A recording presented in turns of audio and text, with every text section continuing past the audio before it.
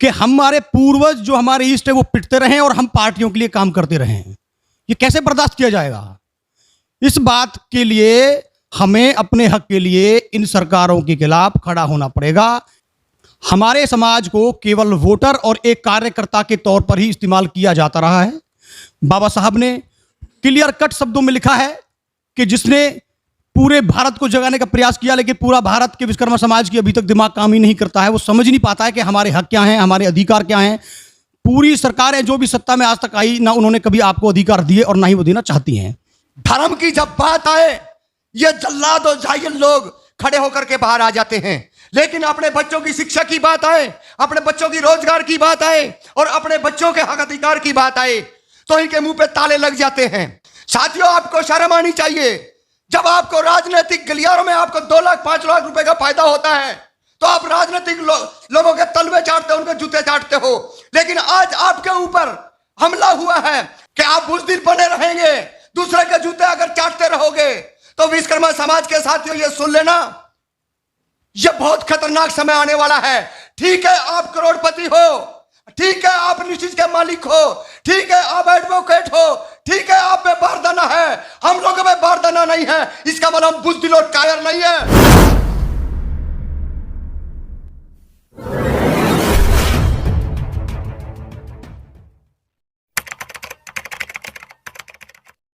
हरियाणा के डीगर माजरा गांव के अंदर मेरे विश्वकर्मा समाज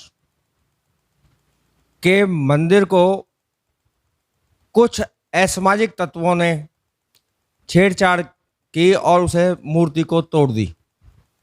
हमारा समाज विश्वकर्मा समाज बहुत ही शांति प्रिय समाज है और कभी भी हमारे समाज के अंदर कोई गुंडा चोर आदि कभी पैदा नहीं होते और ना ही कभी आपने विश्वकर्मा समाज में सुने होंगे कभी कोई चोर गुंडा पैदा।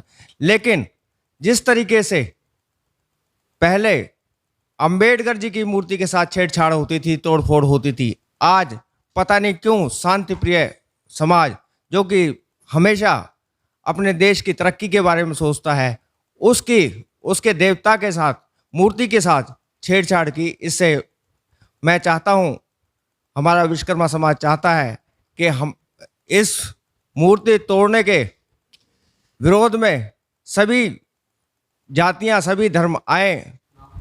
मेरा नाम रमेश पांचाल, मैं विश्वकर्मा ज्ञान ज्योति का संस्थापक, फरीदाबाद हरियाणा से। सभी साथियों को नमस्कार। जैसे कि भाई रमेश ने विश्वकर्मा जी की मूर्ति के साथ छेड़छाड़ की गई है, उसके जैसे हाथ तोड़े गए हैं, पैरों को जिस तरीके से हाथ पहुँचाया है, आज पांचाल धर्मशाला में सुभाष पांचाल जी के यहाँ पे एक मीटिंग रखी गई है और उस मीटिंग के अंदर एक फैसला लिया गया है कि सारे जो लोग हैं, इस SC ST OBC के जितने भी जो लोग हैं, जो सामाजिक न्यायप्रिय जो लोग हैं, वो आगे आएं और जिस तरीके से इस देश के संविधान बनाने वाला भीमराव अंबेडकर जी की स्टैचू को तोड़ा जाता था, लोग मौन रहते थे, लेकिन आज परिस्थितियां चरम सीमा पर पहुंच चुकी हैं कि बिल्कुल जो शांतिपूर्वक समाज था, उनके महापुरुषों के साथ किस तरीके से छेड़खानी है। ये पहला एक टेलर था जो कि लगातार लंबे समय से भीमराव जी अंबेडकर की हों, चाहे पेरियार जी हों, चाहे ललन जी हों, बहुत सारे महापुरुषों के साथ छेड़छाड़खानी करते रहे और ये असामाजिक तत्व हैं। जिस तरीके से FIR हुई है और जिस तरीके से वहाँ पे नामजद FIR नहीं बताया गया है, लेकिन फॉरेंसिक रिपोर्ट की जो जांच है, वहाँ के जो प्रशासन अधिकारी हैं, वो अगर जो कोई दबंग समाज होता या दबंग टाइप के कुछ शरारती तत्व होते, शरारती समाज होता, तो शायद आज तक उस विश्वकर्मा जी के साथ में जो छेड़छाड़ करने वाले लोग हैं, उनको गिरफ्तार करके जेल के पीछे डाल दिया जाता। लेकिन मैं पुनः विश्वकर्मा समाज के लोगों से भी अपील करता हूं और उन लोगों से भी अपील करता हूं जो लोग लगातार इस देश के अंदर सामाजिक न्याय के हित में रहे हैं और सामाजिक न्याय हित में रहने वाले लोग आज रोडों पे आए। और कम से कम एक बात तो है कि हम कहीं देश में हिस्सेदारी में भी नहीं हैं, कहीं हम इस देश के अंदर हिस्सेदारी प्रॉपर तरीके से मांगी भी नहीं गई है, और उसके बावजूद रहा हुआ एक हमारी आस्था का छोटा सा एक हमारा आस्था का केंद्र था, उसके साथ जो छेड़छाड़ करी है वो कतई बर्दाश्त करने वाली नहीं है। क्योंकि अभी हम और आगे बहुत सारी चीजें मांगने वाले हैं, इस सरकार से मांगेंगे और इस सरकार से कहेंगे कि ये जो हमारे साथ जिस तरीके का भेदभाव आप सामाजिक भी करते हैं, राजनीतिक भी करते हैं, और जिस तरीके से आज जो ये घटना लगभग पूरे भारत के अंदर मैं तो कहूंगा कि लोगों को महसूस हुआ है। आज अति पिछड़ी जातियों की क्या क्या समस्याएं हैं, गरज से गरज हालात में वो गए हुए हैं। लेकिन धर्म की जब बात आए, ये जल्लाद और जाहिल लोग खड़े होकर के बाहर आ जाते हैं। लेकिन अपने बच्चों की शिक्षा की बात आए, अपने बच्चों की रोजगार की बात आए और अपने बच्चों के हक अधिकार की बात आए तो इनके मुंह पे ताले लग जाते हैं। यह सोचना पड़ेगा आज की मीटिंग में कितने लोग उपस्थित थे। हरियाणा के पदाधिकारी भी थे, और जो आपके सामने जो टीम बैठी है, इसके अलावा लोगों ने आज क्यों नहीं पहुंचने का प्रयास किया? यह हमारी राजनीतिक कमजोरी है, क्योंकि हम अपने घरों में बैठ के, अपने ड्राइंग रूम में बैठ के चर्चा करते हैं। साथियों, आपको शर्म आनी चाहिए। जब आपको राजनीतिक गलियारों में आपको 2 लाख 5 लाख रुपए का फायदा होता है तो आप राजनीतिक लोगों के तलवे चाटते हो, उनके जूते चाटते हो। लेकिन आज आपके ऊपर हमला हुआ है, लेकिन आज इतने कातिल हमले के ऊपर भी आपको मैसेज दिया गया, और उस मैसेज देने के बावजूद भी लोगों की उपस्थिति न होना यह खल रहा है। आने वाली 7 तारीख को हम ज्ञापन दे रहे हैं, और सरकार को जैसे हमने पहले बताया है कि आप बुज़दिल बने रहेंगे, दूसरे के जूते अगर चाटते रहोगे तो विश्वकर्मा समाज के साथियों ये सुन लेना, ये बहुत खतरनाक समय आने वाला है।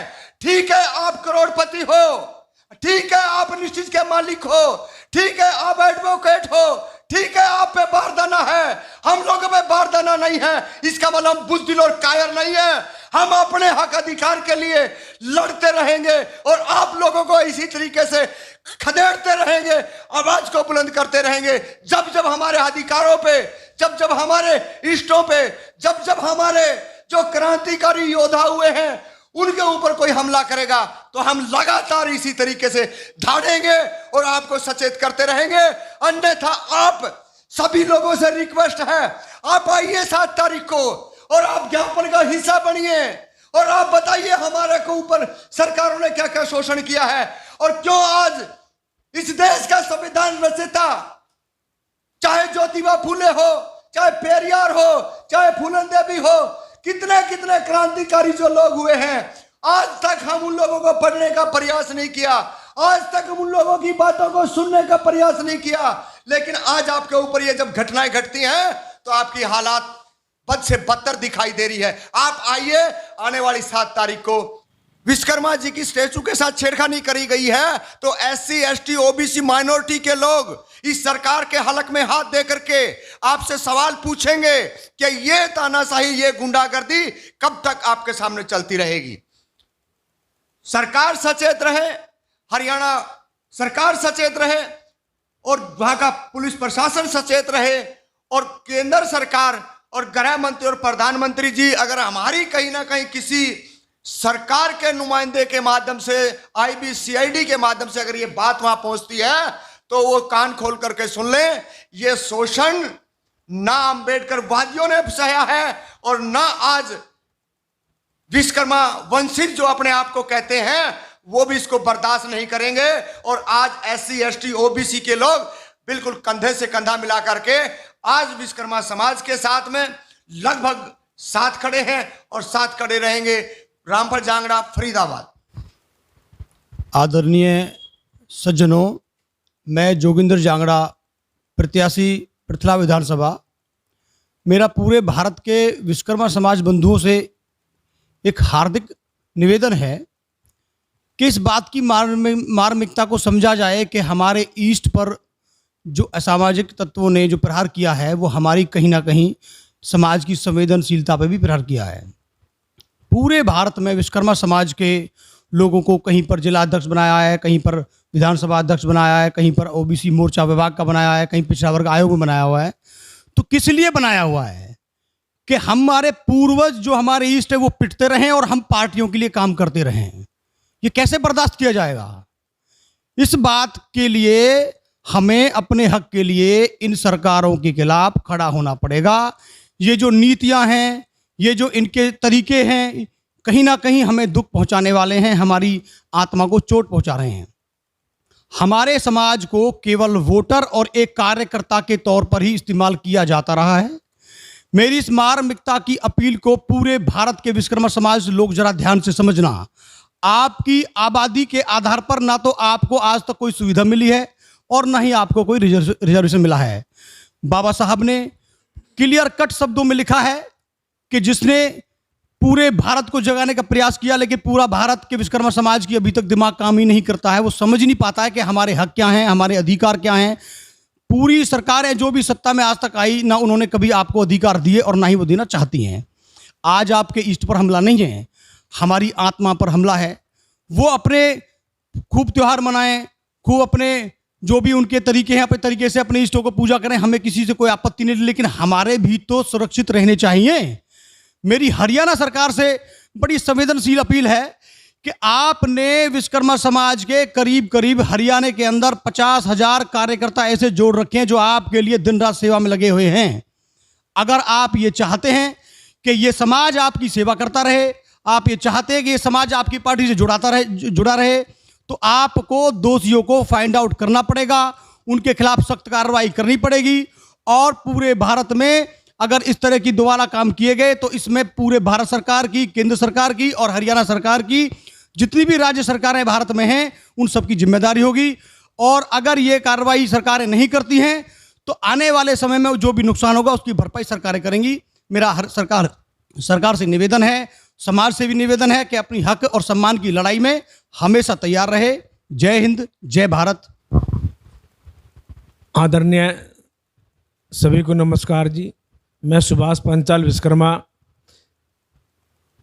मैं तो हरियाणा के आदरणीय मुख्यमंत्री श्री मनोहर लाल खट्टर एवं उप मुख्यमंत्री आदरणीय श्री दुष्यंत चौटाला जी से अपील करता हूं, जो ये दुर्घटना घटी है करनाल के अंदर, बहुत ही ये गंदी है। आपसे निवेदन करता हूं कि ये जितनी जल्दी से जल्दी हो सके कि इनको, जिन्होंने ये गलत काम किया है, इनको अरेस्ट किया जाए और इस विश्वकर्मा जी मूर्ति को सरकार के द्वारा अच्छी तरह बनाया जाए, सुधार किया जाए। नहीं अन्यथा आने वाला समय में इन सरकार को बहुत घाटा होगा। इसके नुकसान भरपाई आप खुद करेंगे और आपने ऐसे नहीं किया तो आने वाला समय बहुत गलत होगा, बहुत खराब होगा। जय हिंद, जय भारत।